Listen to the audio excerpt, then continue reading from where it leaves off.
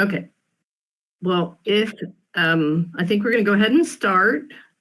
And Amany, I'm not sure how many of you know her, but I met her. She did a VR crash course on teaching VR, and I was so impressed with her knowledge and how much she knew. And the thing I thought was super cool is that she really listened to us when we were trying to figure out, because she knows so much, and she listened to us, and she was able to to help us learn it, and we didn't know anything, and I was just super impressed with that. And then I followed her ever since, and I like the things that she makes. So I am not going to talk. I'm going to let her talk. She knows a lot, but this time she's going to talk about storytelling, and she likes questions, so feel free to ask any questions that you want. So Amany, I'm going to go sit down and let you talk. Yeah, thank you, Terry. Yeah, for this kind introduction. Yeah, I love asking questions. I actually teach VR at New York Institute of Technology. I teach human-computer interaction, where I teach VR, AR, MR. And I also teach artificial intelligence in a university in Germany. I teach conversational AI design. And I also teach language learning. I've been teaching language learning for many years. So I always tell my students, there's nothing that's called stupid questions, because every question that you ask actually builds your knowledge and makes you more unique than others. And I'm also shy, by the way, but I've realized that sometimes being shy is a barrier to actually knowing a lot about many things and also getting more opportunities. So thank you everyone for coming today. I'm gonna just start my slide.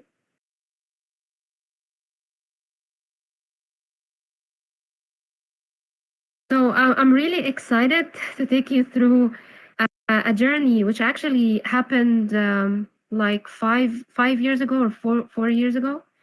I don't remember exactly, but it was more transformative to me than I actually transformed classical work or anything that I put my hand on. Like, there are things that I actually worked on, and people were not interested in doing storytelling. But actually, storytelling makes sense when you design, because you have a beginning, middle, and an end. And so I'm gonna be exploring how VR can breathe life into texts. So I'm gonna just mention briefly some of the things that I've collaborated on or did by myself. I'm gonna bring just a few examples.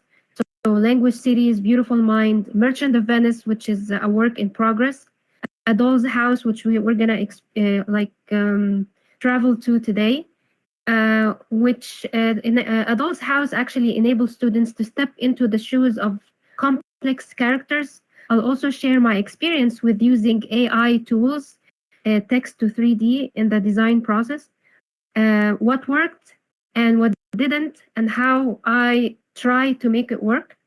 And so I just want to start first with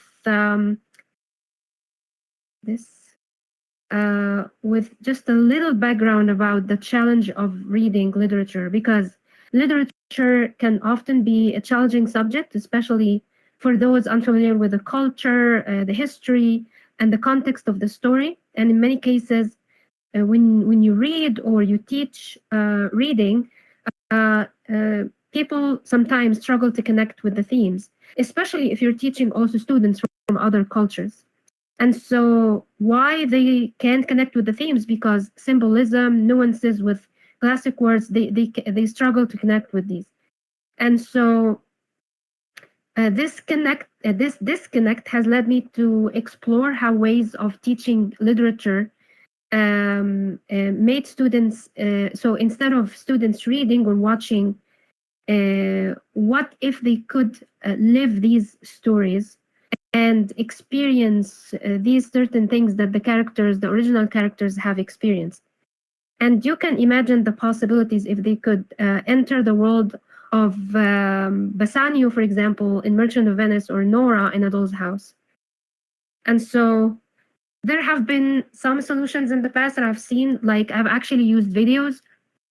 I've seen people use podcasts to make people to discuss things about literature, and also traditional discussions in the classroom. And so I was wondering if VR can be a solution, but how? This was something that I was actually struggling with many years ago. And so storytelling was something that I felt that should be an approach, because it is at the heart of human communication, and it's especially powerful in education. So storytelling in virtual reality becomes even more impactful because it taps directly into the user's emotions and senses, making the experience feel real and personal. And so what I've done with VR storytelling is to take the narrative beyond static words on a page and create a living, breathing environment that students can interact with. And so in A Doll's House, students don't just read about Nora's struggles, they can experience them, and they can see the Christmas tree, for example, representing joy and festivity of family life. They can see the macaroons, which represent Nora's small acts of rebellion against the strictures placed on her, and they can see the bank and so on. And so they kind of interact with these things instead of just reading and then doing it as homework.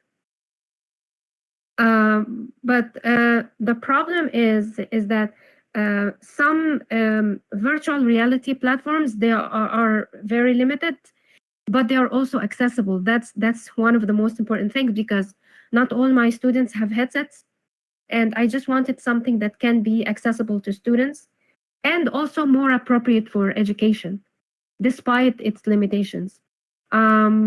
I could have actually worked with others. We could have developed something in VR, but in some colleges, I think in many colleges, there are no headsets.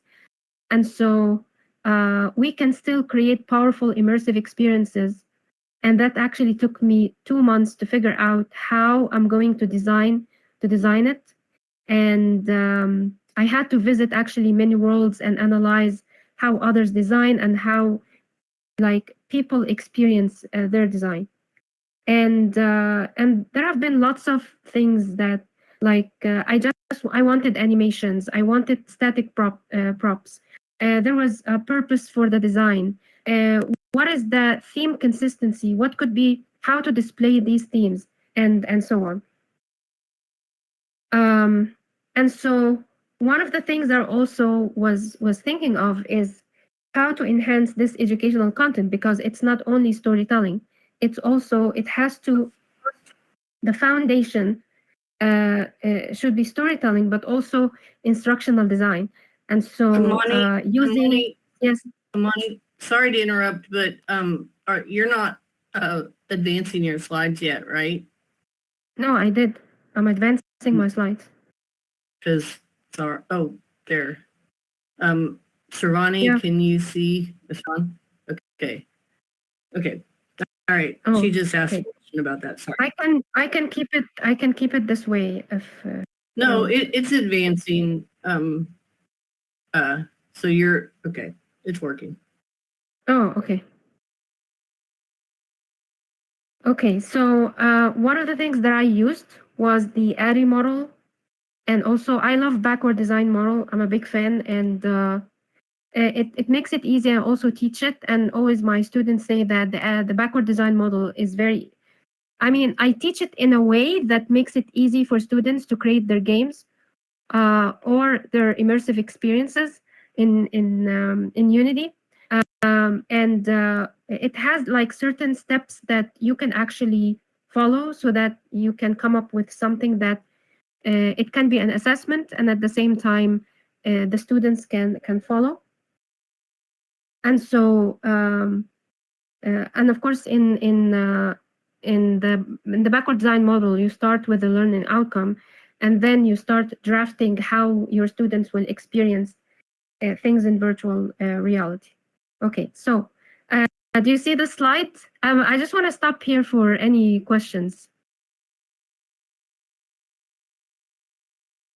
If there are any questions, I would love to answer them. Okay, so I don't think there are any. I have one thing. So has Amany, anyone used the? Okay. Yeah, go ahead. Hi. Go on. Yeah. Hi, I'm Dr. Jane. We're designing a lesson plan. So I love the backward design model about an outcome. So for your backward design outcomes, is it independent of, say, in-class work? Is it really a standalone? Or is that your backward design model, the outcomes are matched to what they're learning in the classroom? No, it's mapped to what they're learning in the classroom. Okay, thank you. Yeah. Yeah, because when I can't design something like standalone because when it's something like that, the students might not be interested or see like what I'm doing this. It's not in the syllabus, so it's part of the syllabus. And sometimes if it's not, so it depends on the purpose and the learning outcome. So, for example, I taught Adult House like 2 years ago, but sometimes I teach academic writing, and Adult House is not part of it. But one of the topics that we teach is gender inequality, for example. And so we usually have students read things, read texts, so that they can have more knowledge about the topic that they're going to work on. And so sometimes I give them stories or novels, especially that Adol's House is very short. And they read it, we reflect on it, and then we write something about gender inequality. So I've been teaching academic writing for many years, and we also do reading for writing. And so implementing reading for writing makes it easy so that I can bring also virtual reality into play. Okay, any other questions? I have a quick question, also about backwards design. In your experience, so I'm assuming with what you mentioned, with backwards design, you identify the learning outcomes, and I'm assuming design to facilitate those learning outcomes. I'm curious if that sort of ideation process, you are also, I guess maybe during the establishing of the backwards design process, you might also be thinking about measurement at this point. I'm thinking about what? Measurement? Measurement, like within the VR space. Yeah, that's true. Is that That's true, when in the process does that come in? Just curious. Sorry? Oh yeah, just curious, Can like you when in the repeat this? process. Sorry, I think there's a delay on my end. I apologize. No, it's okay. Oh, okay. Yeah, so I would just love to learn from your experience on that. So in second language learning, we have a pedagogical framework also that's called TBLT. So so we do this also with any type of technology. And so when we plan for like instruction, actually it's not only virtual reality, it's actually what happens before VR. And so backward design model, for me, I use it not only for virtual reality, but what happens before I bring the students into VR. And so we do something that's called warm up, okay? In which we prepare the students for vocabulary and stuff like that. And then after some activities, we go into virtual reality. And there is actually lots of things. So first we discuss the themes. And so when we have these discussions, especially that Frame VR doesn't have VR interactions, and you can't actually assess students. There's only the what's it called, the poll that you can actually, I think you can actually use. I used it in the past, but measurement usually in an ESL classroom can be first. It could be during the discussion. So it's a discussion with the students, and also I put in the frame a whiteboard so that the students can also write on any remarks or anything. And this ends also with measurement outside virtual reality, because assessment in Frame VR like doesn't happen. Like you don't have anything that would give you feedback. It's only you there with the students, and so they have to write reflections on that. So assessment happens in every part of the lesson. It's not just within VR, but also before, during, and after. And that's actually TBLT. So there are backward design model, but also I have to follow TBLT, which is task-based language teaching, in assessment and also getting feedback from students. Awesome. Thanks so much for sharing. I appreciate it. Yeah. Okay, so I just want to reflect on this because I started, there's a work in progress that I started working on, which is called Merchant of Venice. That's Shakespeare. And it's one of the elements that I think have a great impact on how the role of AI in VR storytelling process.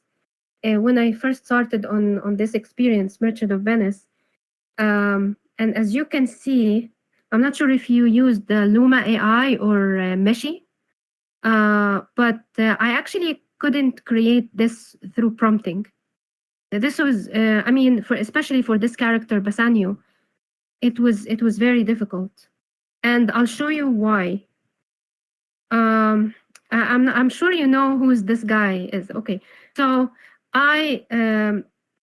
it's prompting is very difficult, especially if you want to create a character with a Elizabethan age costumes, and it actually took me like probably 2 hours to figure out how to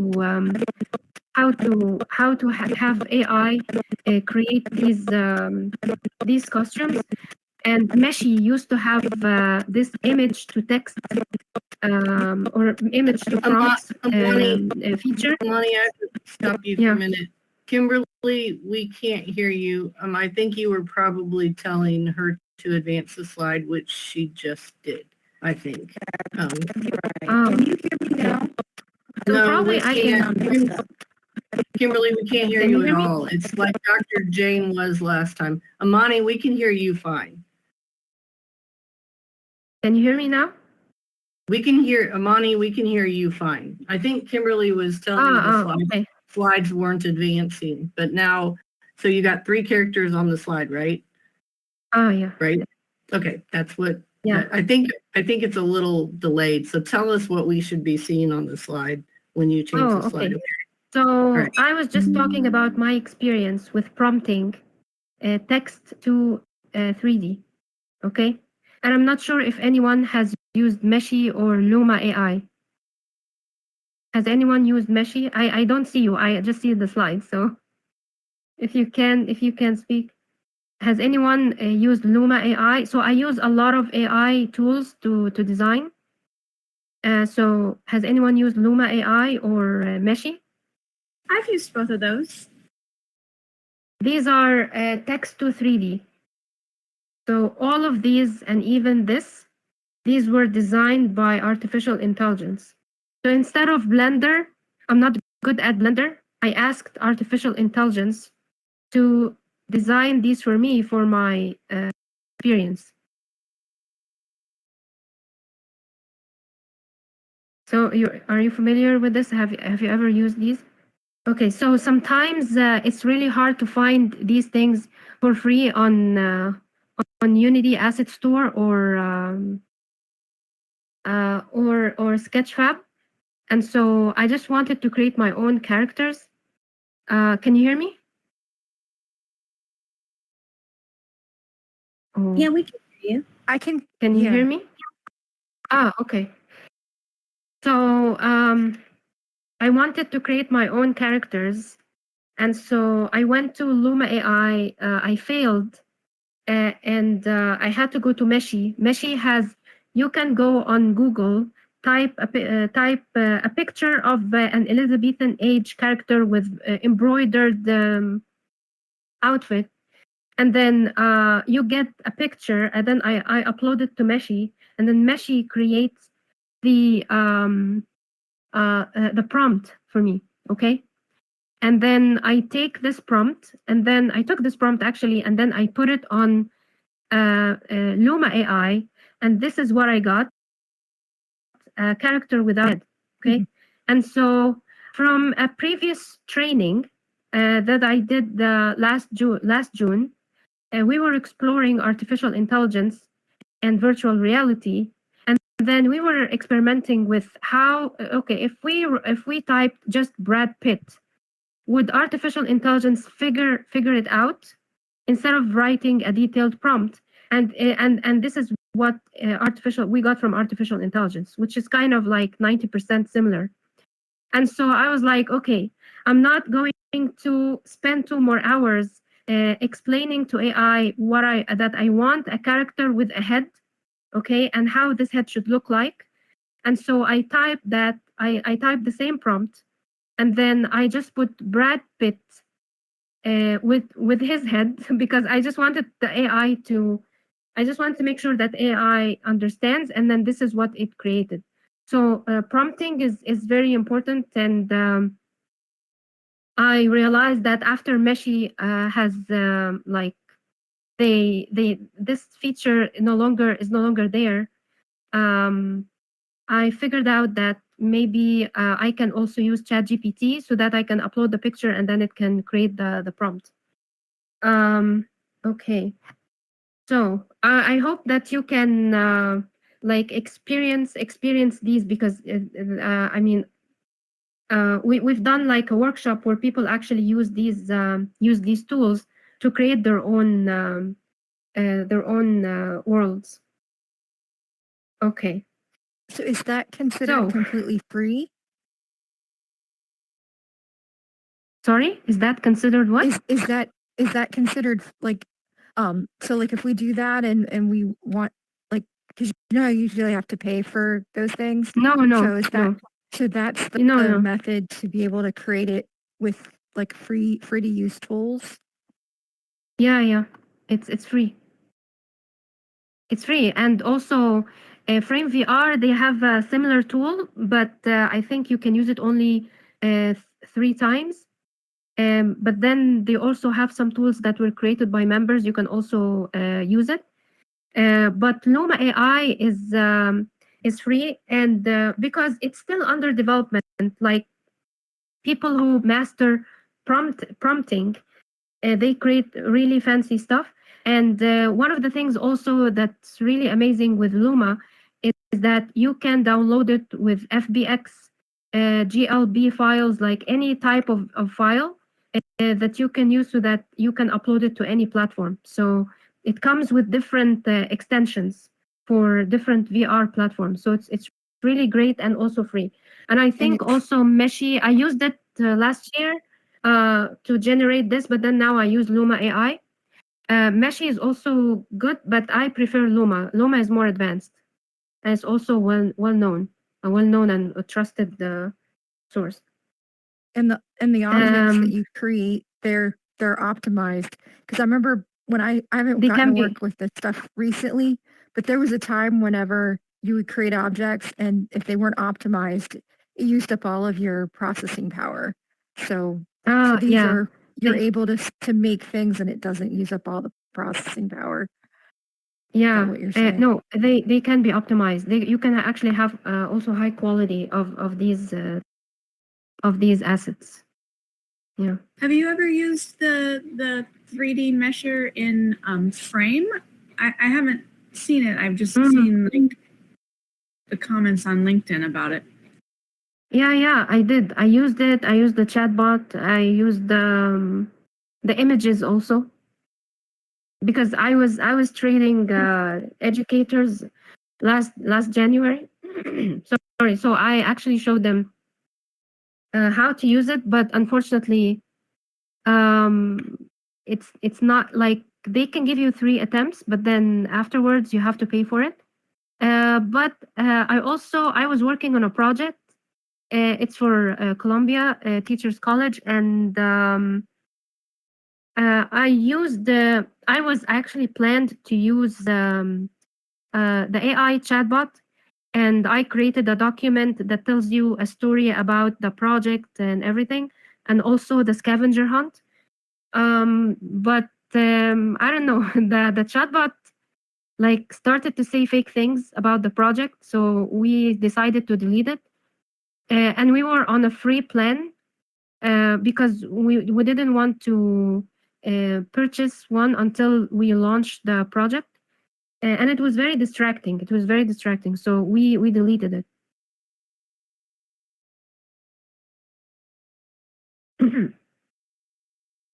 Okay.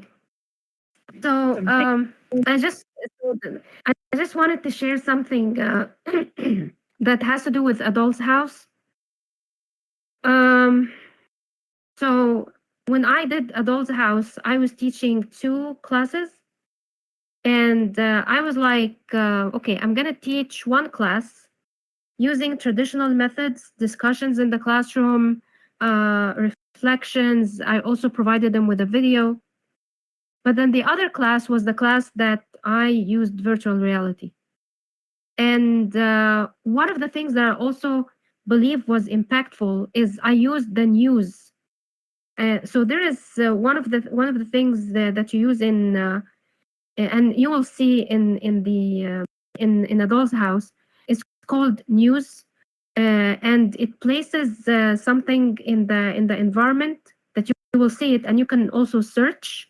And I type gender inequality, and so when the students entered the environment, of course, in the warm-up activity, we ask students about gender inequality, and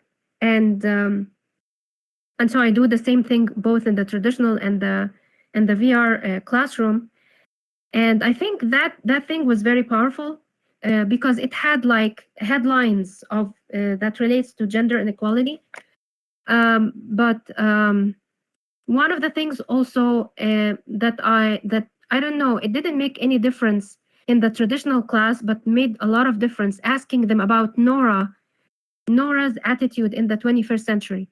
What would she do? Would she slam the door shut or not? Or just would she stay with her husband and her kids? Or she would leave like she left in the original story? And also we discussed the second alternative ending when Henrik Ibsen, the novelist, wanted to show this in Germany on theater, and the German actress, she refused, and she said, "No, in real life, I can never leave my kids and leave the house like Nora." And even they were afraid of any criticism.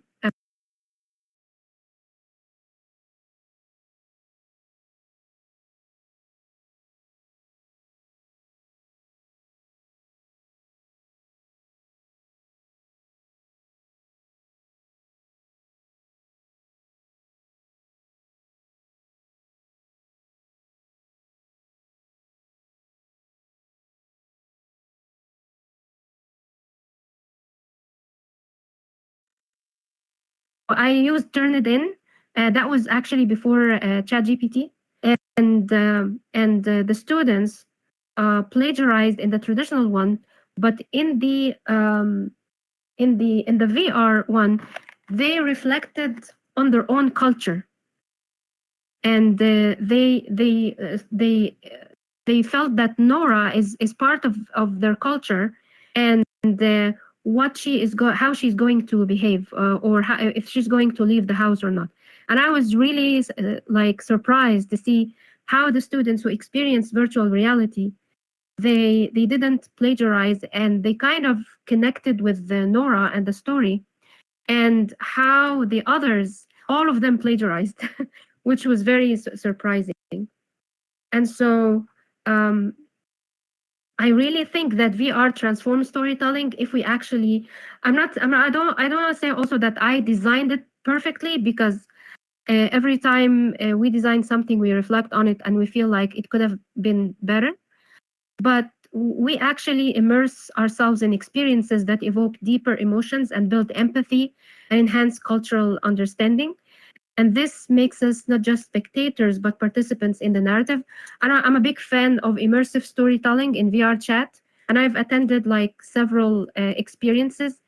And sometimes I feel like I get deeply emotional with these experiences. But of course, VR chat sometimes is not accessible to students, or I mean, sometimes it's really difficult. So Frame VR is very simple. And I'd like to take you there.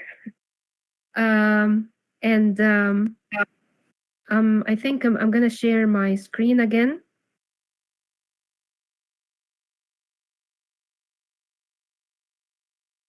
Oh, I think the link is here. Yeah, but please don't go. Yeah, I'm in the thing. Okay.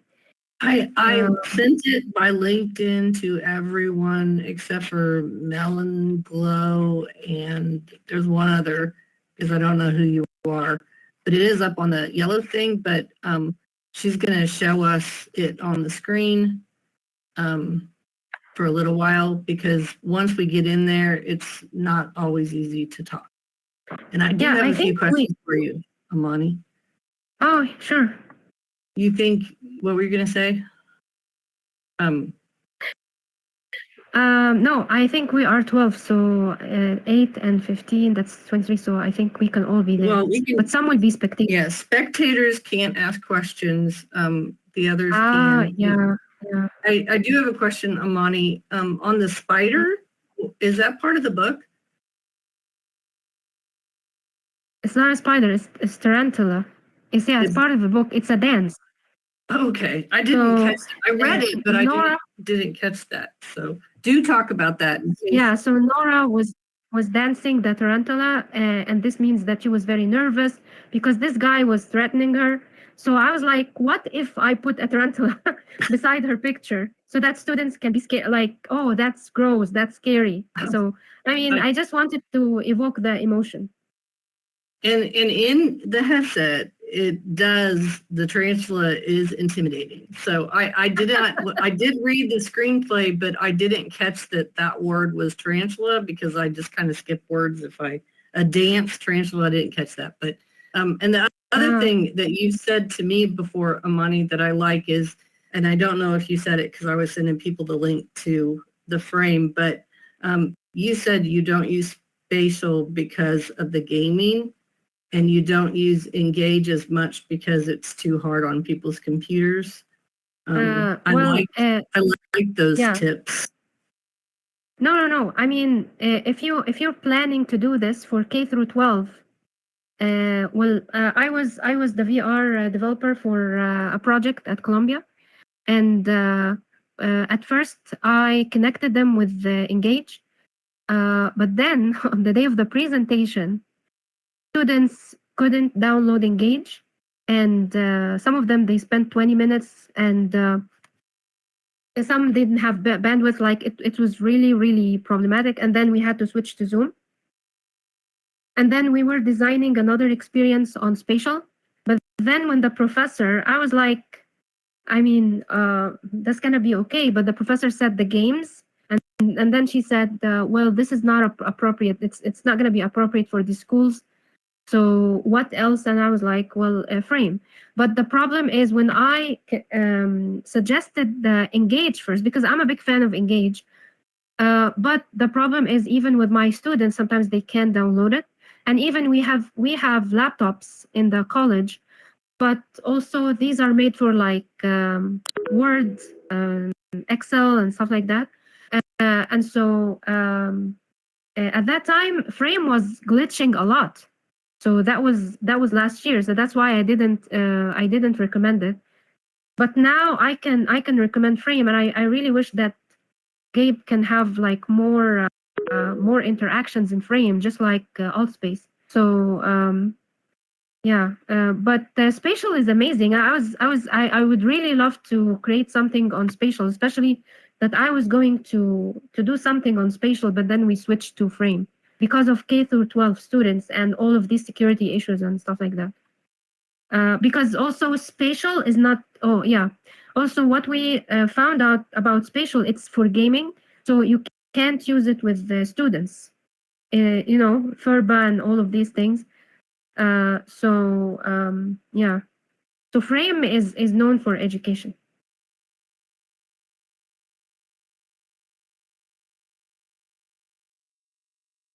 Okay, So it's only Frame is I only can used. see you. Frame is only used for education, or it's focused on that, or it just meets the education standards for FERPA? I think education meetings, it has many purposes, but I think that there are many universities that are using Frame. Okay. And also educational companies like this guy in Australia, Eduverse. So there's Eduverse, and there are. I mean, you can go to Frame. There is a list of universities and their design, like their worlds on Frame. But it's simple for students, and also one of the things that I also experienced is not putting a lot of assets in Frame, because one of the experiences that I designed, it's called oh my god, I forgot it, but it's a game. So it's kind of a game where I connected Google Drive with Frame, and then you have to answer some questions because Frame is not interactive. And so I actually put a lot of stuff because it's a pirate game. And actually, Anil, when I asked him, he said, "No, Amany, you're putting lots of stuff. This will distract people." And also, the team at Educators in VR told me that some people with low bandwidth, they won't be able to see all of these things that you have created. So I made it very, very simple. Okay. I think that, oh, okay, somebody clicked on the second scene. Okay. Oh, I didn't share my screen, so I have to share my screen.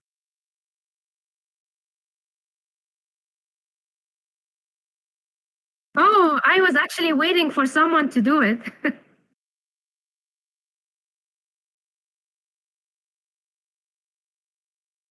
Share screen.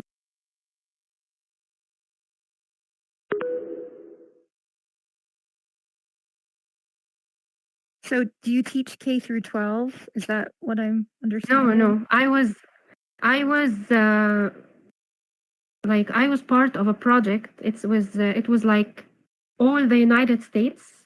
This project was led by Columbia University Teachers College, and this was for 8 to 12, or I think 8 or 6 to 12, and we had all these issues with Frame and Spatial, and then we decided to do it on VR, in Frame VR.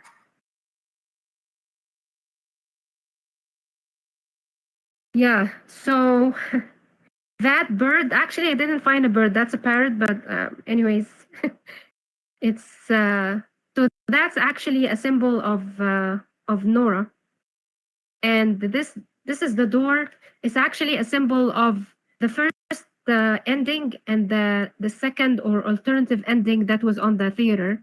So should Nora leave the house or not? Should she become rebellious or not? So that was like the thinking behind that.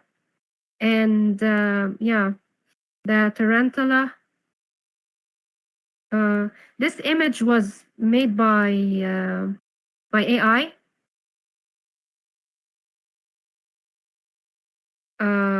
And the other ones were made by a software. I don't remember its name. I think it's fractional something, or I don't remember. And this is the bank. So the students know the story, but we discuss. I don't know what happened.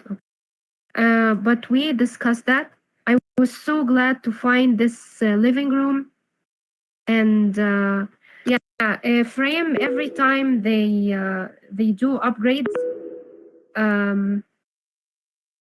Something hides. So the Christmas tree was actually in here in front of the room, but now it's behind the room. And and also even the macarons are kind of displaced. So these pictures are some of the words that he used to describe her. My lark. Okay, so so everything here in this world is related to symbolism and themes in the story. Threat, mental illness, and then the question that we end the experience with is actually, what do you think happened after Nora slammed the door? Please write your thoughts. So they should write their thoughts here. So they can write something.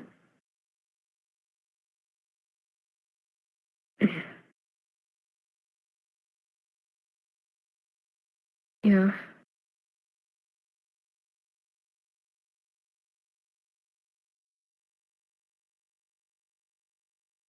And the chandelier.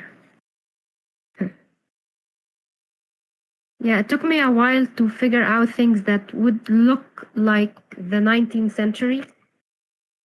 And I think that with the advent of virtual reality, artificial intelligence, like text to 3D, it can be really easy for us to create things.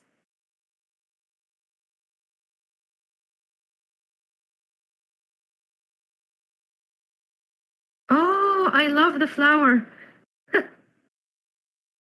Oh, Evgenia. Hi. Hi. Oh, you're an artist, so that's I'm normal. drawing with the mouse.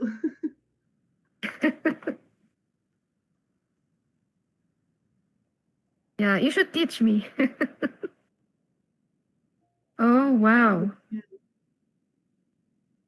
I can't, hold on. Gotta.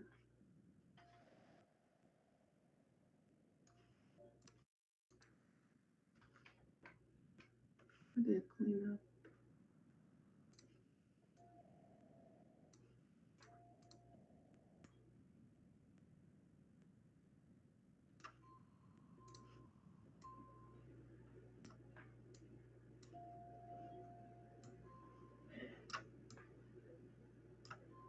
Oh, hello.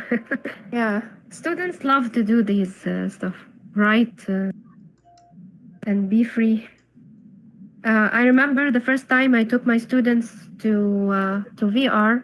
When I didn't really realize that I can use it with my students. That was during the pandemic, and they were crying. So I took them to Mozilla Hubs, and they were running everywhere as if they were prisoners. So yeah, and it really impacted them.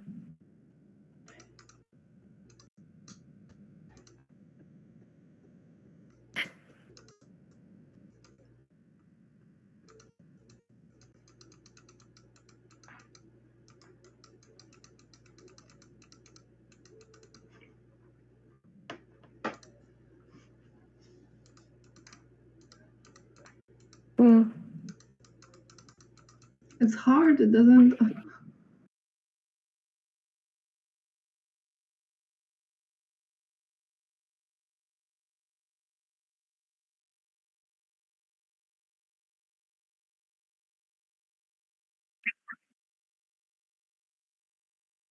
Yeah.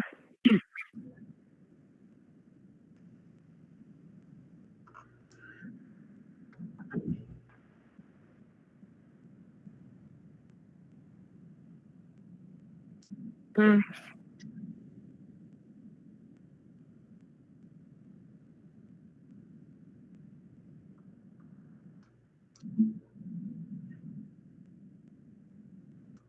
No, this is no, this is for no, this was for like students from 18. Mm.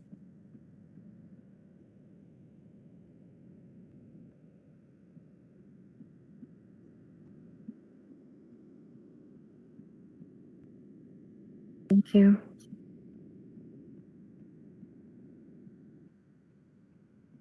Mm. Yeah.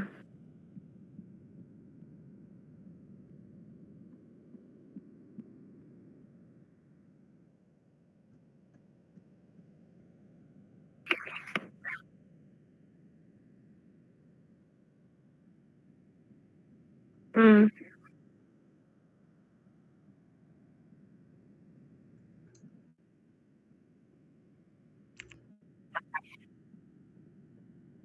Yeah. And I just want to ask you all a question.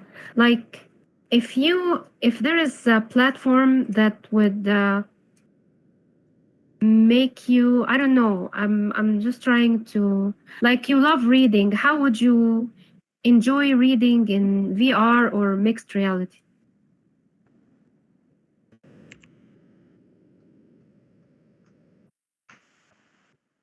Like, if you are thinking of an application that would make you enjoy reading in mixed reality or virtual reality, how would that look like?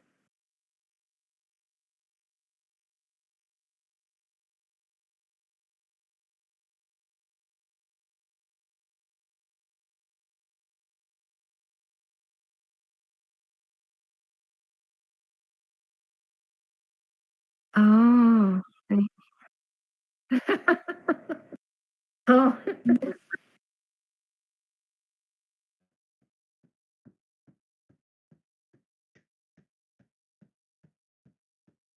That would be cool.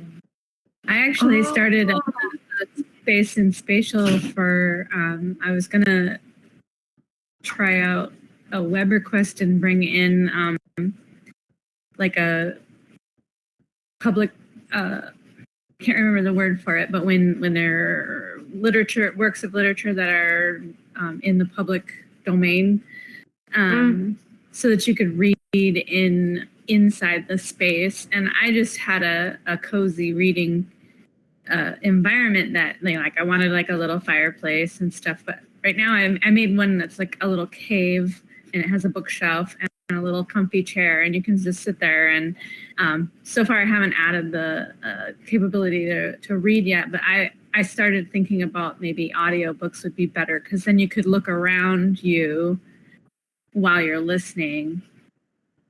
But also I'm not real sure about like accessibility and stuff, because I think that reading in VR is probably really uncomfortable for long periods of time.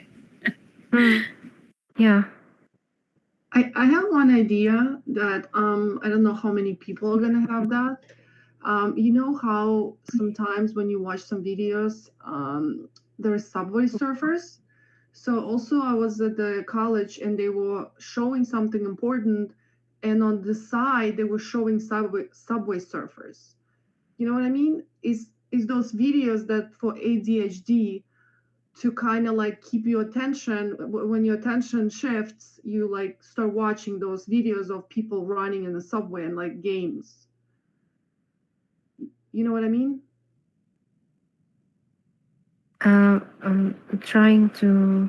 So, and I was thinking that if I wanna read a book and to keep me not like lose my attention, there could be some augmented reality app that would be running some kind of like stimulation waves or background videos. So when my attention shifts, I look at it, then I go back to the book instead of just dropping the book off. Ah, okay.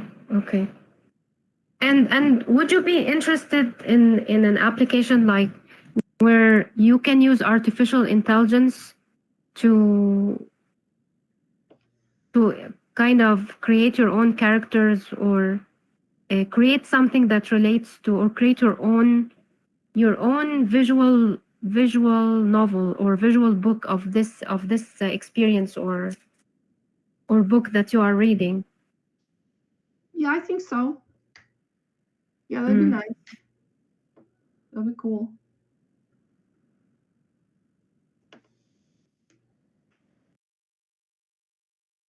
Jay, what do you think? Can you guys hear me speak? This is Kimberly. Yes. Are you in world? Is Amany speaking? I haven't heard her say anything yet. Oh, really? I can see it just. Oh, I can see it, Tristan.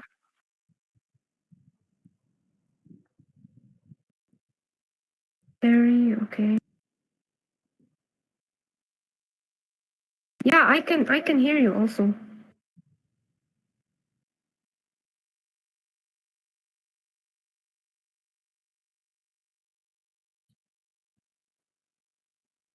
Amany, can you hear us? You seem to be muted.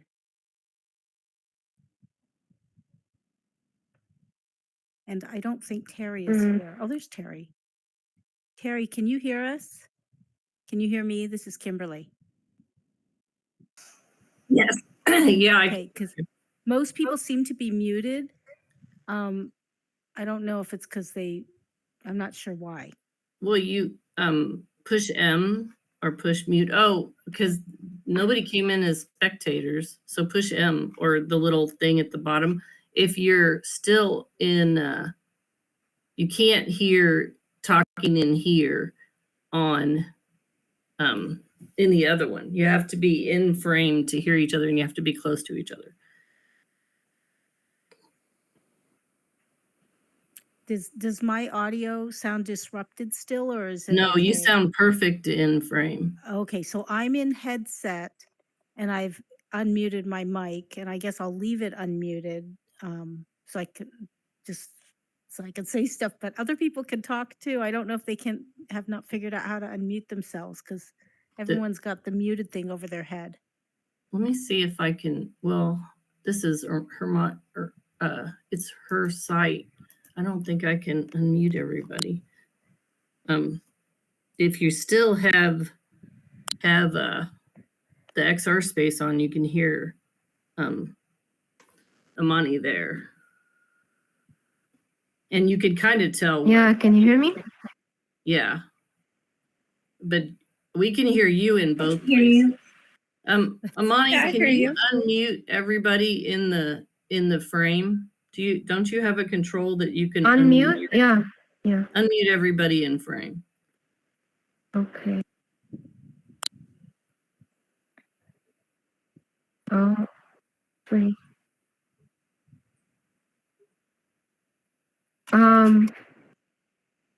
It's I'm logged in as the admin, but I don't know. I can't unmute Evgenia. Would it be okay if and I can't unmute Jay? since I we're don't all know why. standing here in frame? How about if we all come only into frame and close down spatial? Would that make sense? Then we can unmute ourselves and speak while we're spatial.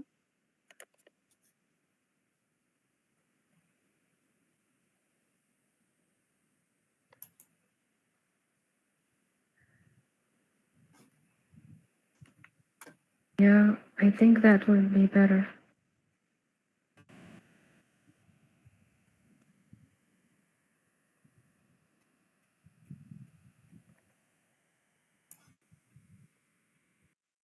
Jay, have you unmuted yourself?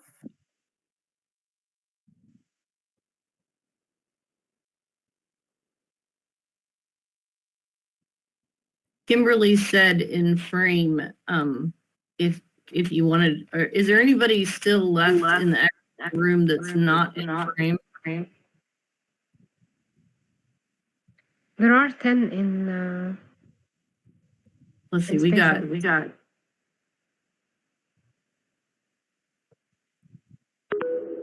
Are you talking about in the spatial room? Yes.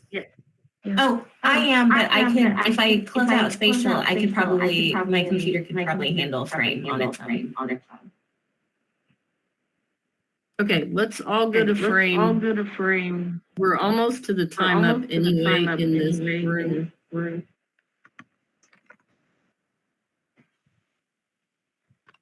Okay, cool. I'll see you there.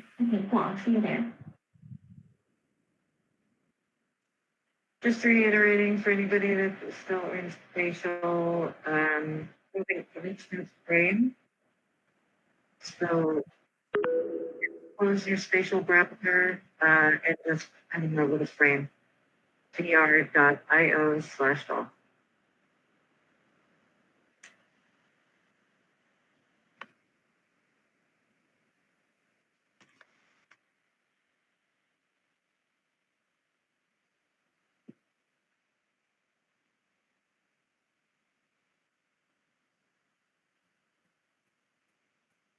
Okay, so any suggestions?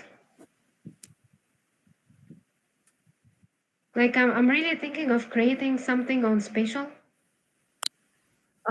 with some kind of interactions. I just heard that spatial they actually now you can use C#. I just read that. I just noticed that in a notification, but I'm not sure if this is true because they used to use coding.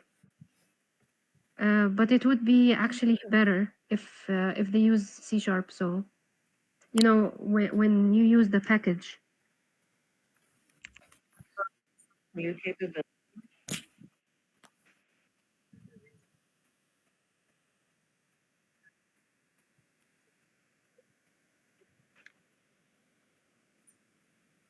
Mm.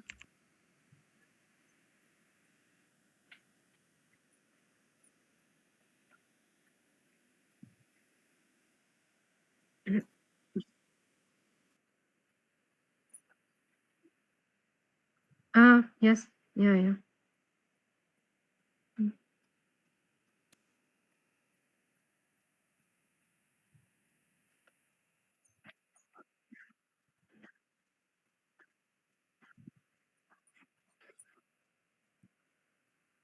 Mm. Yeah.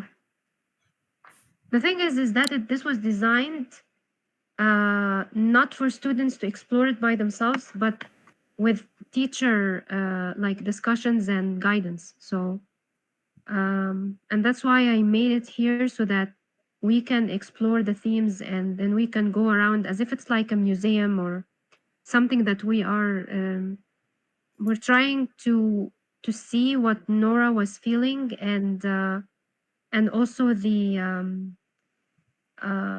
conflict that she was experiencing, and at the same time reflect on the future. Oh, I think some of you came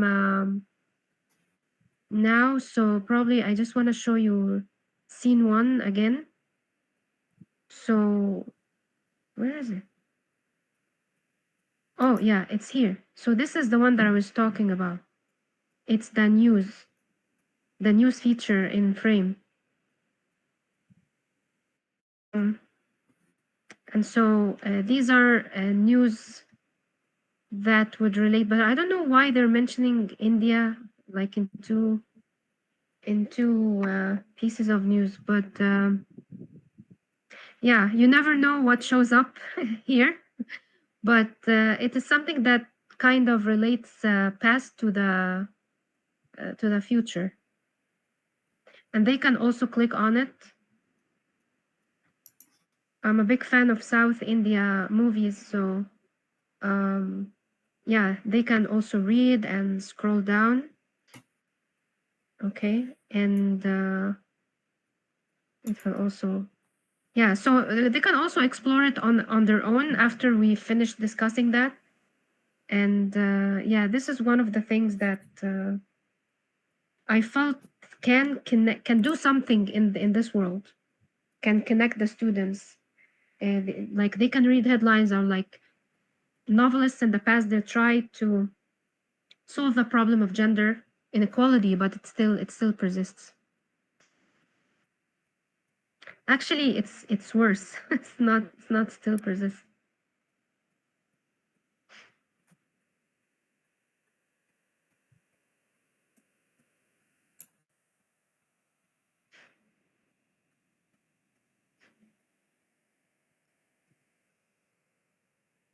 Yeah. So any thoughts?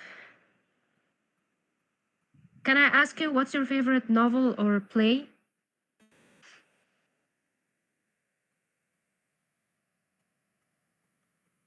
And how would you want to do it in VR?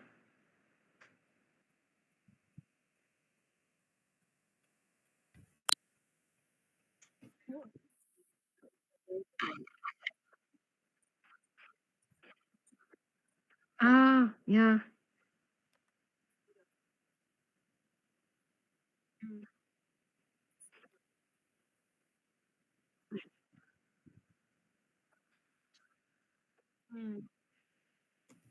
Yeah. One of the things that I would really love to do is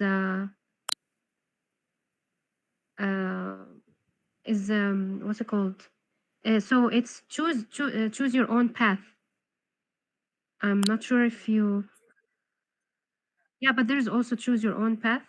So, like for example, Ryan North, he wrote To Be or Not to Be, and you actually choose whether you. So it's like three characters: Hamlet, Ophelia, and his father. I don't remember his name.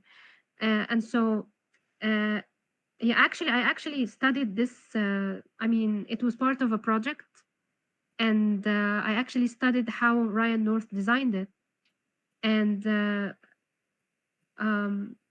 like Hamlet in one of in so Ryan North chose to have Hamlet die after two scenes because he was actually I'm not a big fan of Hamlet at all, but if you choose the first path, which is Hamlet and the same character in Shakespeare, it will die after two scenes. But you can choose Hamlet as a scientist. You can choose Hamlet as I mean different characters, and you can also choose Ophelia as the same character or as a different character as a professor. And it was really interesting, and I'm really wondering how this can be done in virtual reality.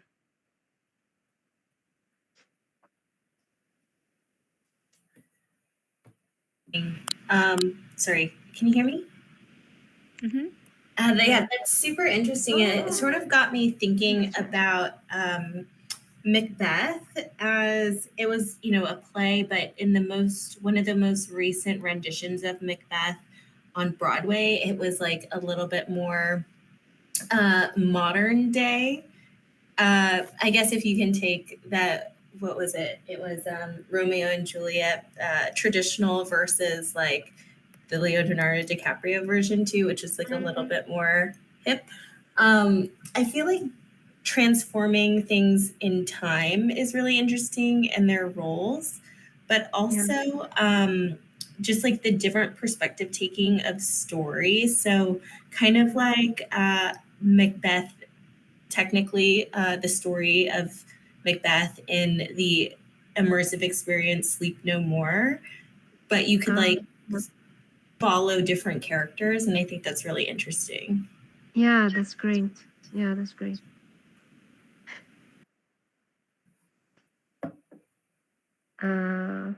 Laurie said that I can use C# and spatial. That's great. Yeah. Yeah, it's good that you like the spider, Jay, because it sometimes it can make some people scared.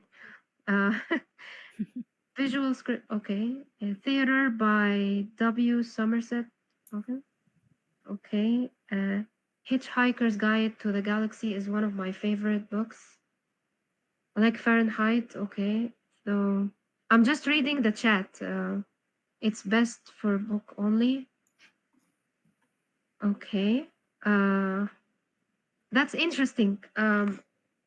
I'd love to to learn about your perspective, Jay. Like maybe if you can just type in the chat or unmute. I try to unmute you, but I don't know what's wrong. Like why Fahrenheit? You think that it's best for book only? For them to adopt the Lion King Broadway. Oh yeah, of course.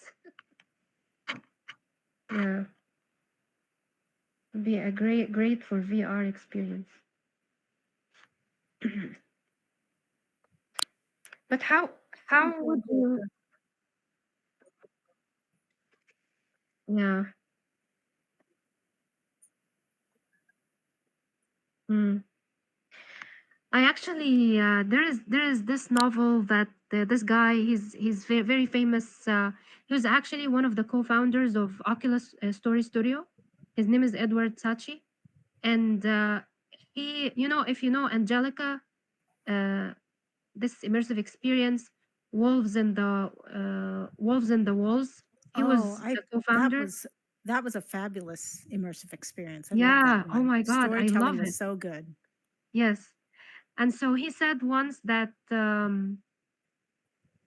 so he started I think 3 years ago. It's you know these NFTs, blockchain. So it was I don't remember the name now, but it was like a guild. It's called Culture, the Culture DAO. Oh yeah, it's called the Culture DAO, and it was based on a novel. I don't remember the guy who wrote the Culture DAO, but I actually read some parts of it, and it's actually about intelligence, where everything speaks. The car, machines, everything around you speaks. So I was actually imagining how this can be in virtual reality, like how you can, but actually this can't be in frame. This needs like Unity or Unreal Engine to be designed in it.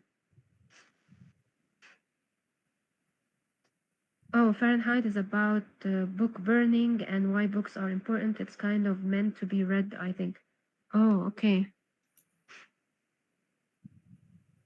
Yeah, that's great. But it's kind of like books that are turned into plays. They were books first, and then somebody wrote the screenplay to make it a play or make it a movie. So, I mean, Yeah. it can be in something else. Fisherman's Tale.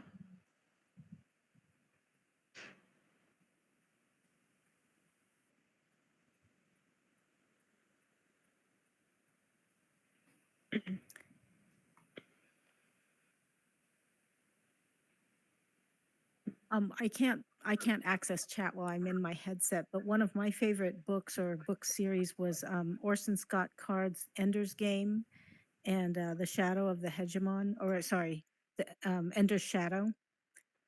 But they're very science fiction, but it'd be pretty complicated to try to put something like that into a VR experience unless you had some really outstanding technology to work with. Yeah, true. I like this room the best. So when you bring your students, where do you start? I think it says there's a start here. So because the first scene was here, started in the living room where she was preparing the Christmas tree, and also she was hiding the macarons from her husband. And then we go around from here into the bank because I mean she's about to be like her secret is about to be disclosed and to get threatened. So I just chose certain parts of the scenes of the novel so that we can discuss it, and then it's heightened. So this is the kind of like the climax, the tarantula. Yeah. And then slamming the door or not slamming the door, leaving the house or not leaving the house. So yeah, so it's like depicting certain symbolism of the story, so that we can comment on them, and also it's kind of like the story arc. So the beginning was in the living room, and then it heightened, and then here is the ending. So is she the bird that gets free? The door Yes. is opening and she's except that it's a brick wall behind it. Is that Yeah. symbolic of a dead end? Yes, because Ah. because it's kind of like the society's criticism, or what's it called, like reaction, because Mhm. this is what happened. So in the original story, she actually left the house. She left her kids, she left her husband. But when this novel was on stage, there was actually fear of the audience criticism of the ending. And so this door that opens and there's a dead end, it's like, should she leave or not? So it's kind of evoking critical thinking among the students, and what should she do? What could be some of the solutions? And what if she was in the 21st century? What could be some of other things that? And then actually the students reflected on many things that that happens actually in the 21st century, especially that the students come from different countries, and they learn in the US, and so they kind of reflect on their own culture. Even male students also, they were impacted by when they redid the play, when they changed the ending, did they just have her remain there and be unhappy, or what was this ending?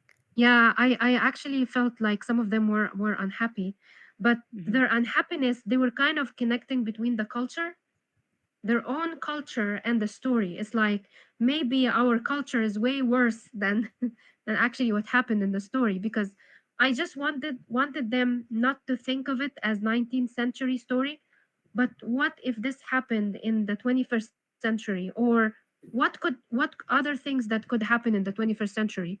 And so I wanted them to reflect also on their culture. So some of the males, they were kind of sad, and they were actually um, like writing for women's rights, like there should, these things should happen. Women don't get the right education, and so on. So this is like, they wrote many really great things in their essays, unlike the other ones who just copied and pasted something from the internet.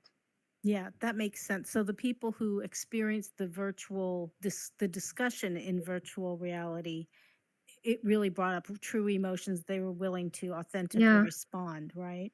Yeah, because it's when you read a book, and then students might not be paying attention, and then you're talking and talking and talking. It's different from just walking and experiencing, and then pointing at something, and what do you think this is? How this relate to the story? So you're just evoking their critical thinking. When you had the contrast with the students who did the plagiarism, were they just in a classroom setting with you in person, or was it a virtual learning experience for them too? It was a traditional classroom. Okay. Had they been bored in class up till that point? Have they been? I'm wondering why you had such a high incidence of plagiarism with that I particular have no idea. group. That's I so have odd. no idea. Yeah. I mean, in other words, had you tested whether or not they were plagiarizing up until that point in the classroom? Was that just like the way they normally I don't remember, acted? because I was actually shocked. Oh, wow. Yeah, I don't remember. Huh. Yeah, but usually students plagiarize, like. Sure. But I really don't know why the others didn't plagiarize, and they wrote their own in their own words. Yeah. I have no idea. Yeah. Yeah.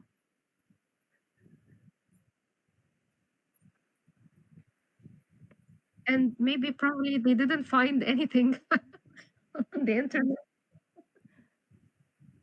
that would answer this specific.